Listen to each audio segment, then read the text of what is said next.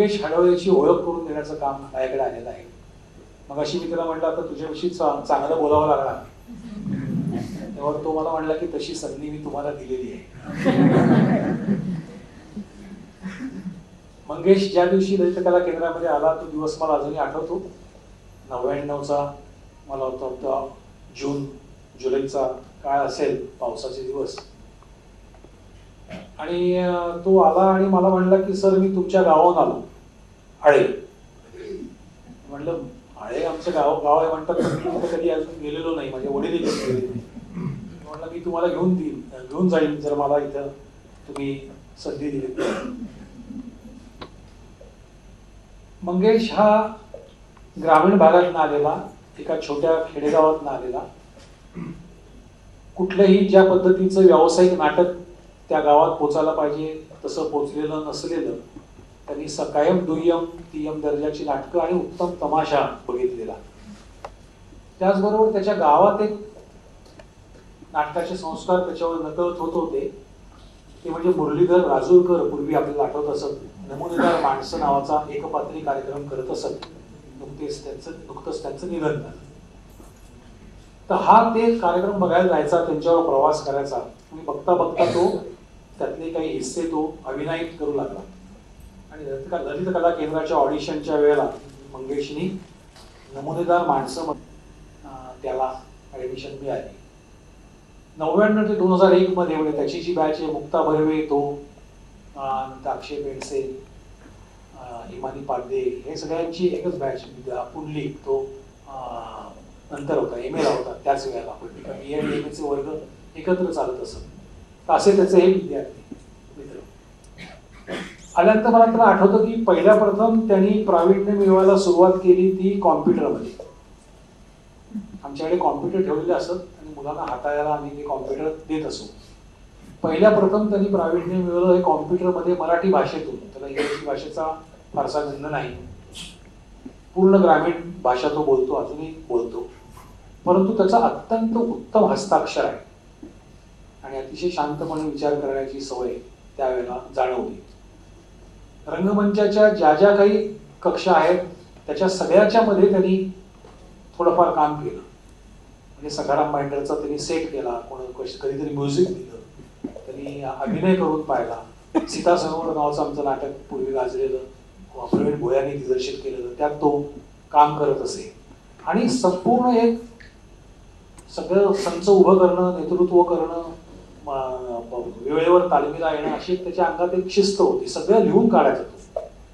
त्याचं तालमीचं रेकॉर्ड बघण्यासारखं असायचं. तालीम कधी सुरू झाली, तालीम केव्हा संपली, तालीमीला कोण कोण आलं होतं, तालीम कुठल्या मुद्द्यापासून कुठल्या मुद्द्यापर्यंत पूर्ण गेली, असं एक वर बुक ठेवायचं असतं नाटकाच्या. ते अत्यंत चोख ठेवणारे जे काही थोडे होते त्यातला तो एक होता. पण तो चित्रपटाकडे इतक्या वेगानं जाईल याची मला कल्पना नव्हती. आणि मी 80-70 वाल्याची गोष्ट नावाच्या एक छोटा 2009-11 नंतर ज्यावेळेला आपण विविध संवेदना तपासून बघायला आलो होतो, इजिप्शियन 2 प्लेज आम्ही केले होते छोटे.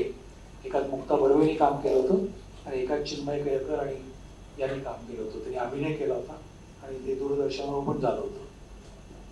2001 मध्ये तो पास झाल्यानंतर चित्रपटाच्या विषयी मला बोलता येत नाही, ह्यामुळे कारण मी तो चित्रपट पाहिलेला नाही, आपण कोणीच पाहिलेला नाही, आपण प्रथम बघतात. पण त्याच्याविषयी सातत्यानं कानावर जे काही येत आहे ते अतिशय आनंदानं आणि कुठल्याही शिक्षकाचे मन भरून यावं अशा प्रकारची त्याची गोष्ट आहे. चित्रपटाचं पद्धतशीर शिक्षण त्यांनी घेतलेलं नाही, नाटकाचं घेतलेलं आहे. आणि 2001 पासून पास झाल्यानंतर दुसऱ्या दिवशी तो मुंबईला गेला. आणि तेव्हापासून मी त्याला मध्ये विचारलं, तू कळणार काही, तू फोन बिन करत नाही? तो म्हणला फोन करण्यासारखं काही असेल तर मी तुम्हाला फोन करेन. त्याचबरोबर अजून एक गोष्ट म्हणजे त्यांनी अजून ललित कला केंद्रातून पास झाल्याचं पासिंग सर्टिफिकेट नेलेलं नाही. मी त्याला एकदा आठवण केली, म्हटलं तुझं पासिंग सर्टिफिकेट तू का नेलं नाहीस? तर तो म्हणला तशी वेळ आल्यानंतर मी घेऊन जाईल.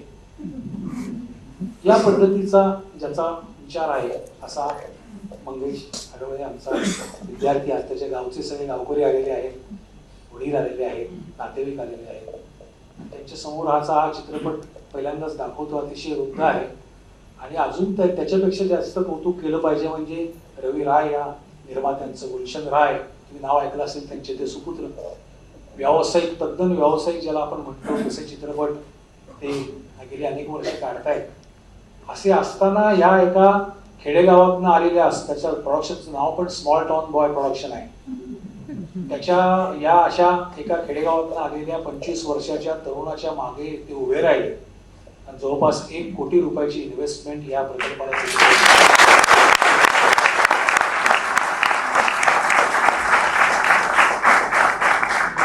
हे राष्ट्र त्यांनी कशाच्या निकषावर केलं असेल हे मला कल्पना नाही, परंतु चित्रपट झाल्यानंतर त्याची आपल्याला कल्पना कदाचित येऊ शकेल की हे त्यांनी इमॅजिन केलं असलं पाहिजे त्या कागदावर, वाचलेल्या कागदांवर. आणि मंगेशला एक आपलं प्रोजेक्ट नॅरेट करण्याची आणि लोकांच्या पोटात जाण्याची एक मेख चांगली ठाऊक आहे. तुमच्या तालमी अत्यंत निर्विघ्नपणे पार पाडत असत.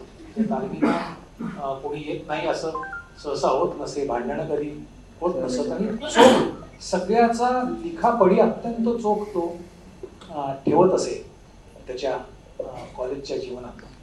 त्याच्यामुळे रवी हा चित्रपट कसा आहे, गाजणार आहे कसा तितपत मला माहीत नाही, पण तो जो गाजला तर त्याचं निसंशय श्रेय जितकं मंगेश हडवळेला आहे तितकंच किंवा त्याच्यापेक्षा जास्त श्रेय हे रवी राय की ज्यांना आपण तद्दन व्यावसायिक निर्माते म्हणतो, त्यांची कदाचित हेटाळणी करतो किंवा या चित्रपटातून आपल्याला काय मिळतं, एंटरटेनमेंट चित्रपटात नुसती झाली म्हणजे काय झालं का असं आपण म्हणतो.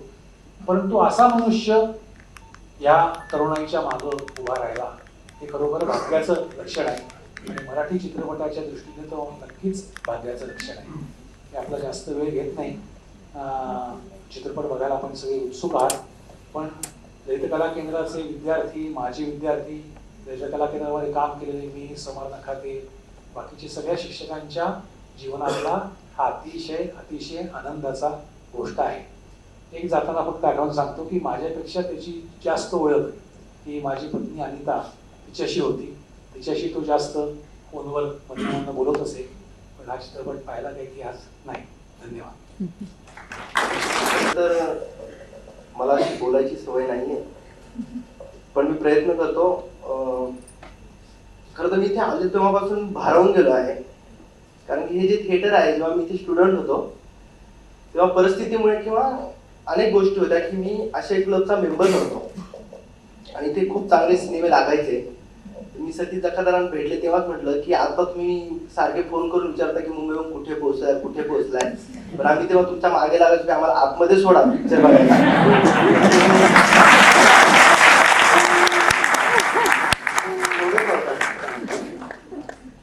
मला वेळ होती लक्षात येते, फक्त मी इथे नमूद करतो की टिंग्या सिनेमात ज्याने मुख्य भूमिका केली टिंग्याची तो शरद गोयेकर, तो मुलगा आज आपल्यात आहे.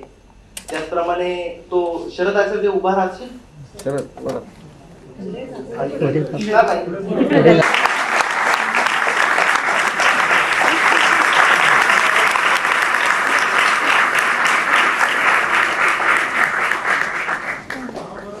ह्या मुलाची हा मुलगा त्याचे आई वडील इथे बसले, त्यांच्या मेंढ्यांचे कळप आहे, तो धनगर समाजातला मुलगा आहे.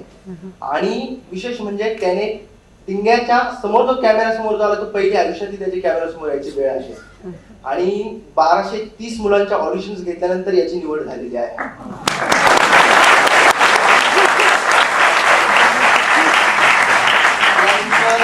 त्याच्यासोबत लीड कॅरेक्टर जिने केले ती तरन्नुम पठाण, जी रशिदा नाव आहे सिनेमात, ती मुलगी पण इथे आलेली आहे. तर तिने पण 2 मिनिटं पुढे आलं तर बरं होईल.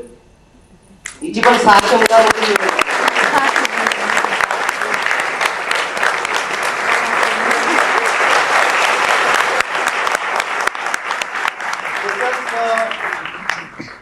टिंग्या सिनेमामध्ये टिंग्याचा मोठा भाऊ पप्या या व्यक्तिरेखेचं काम ज्याने केलंय तो अजित गवांदे. तो पण साधारण 700-800 मुलांमधून त्याची निवड आहे. तो पण अत्यंत दुर्गम भागातला खेड्यातला मुलगा आहे.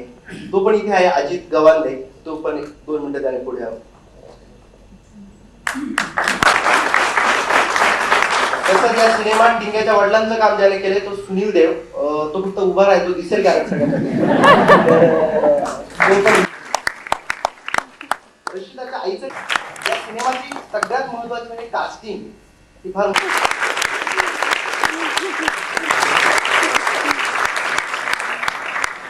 हे सुद्धा नाव घ्यायचं राहिलं असेल तर मी त्यांची क्षमा मागतो आणि आपण वेळ न हे करता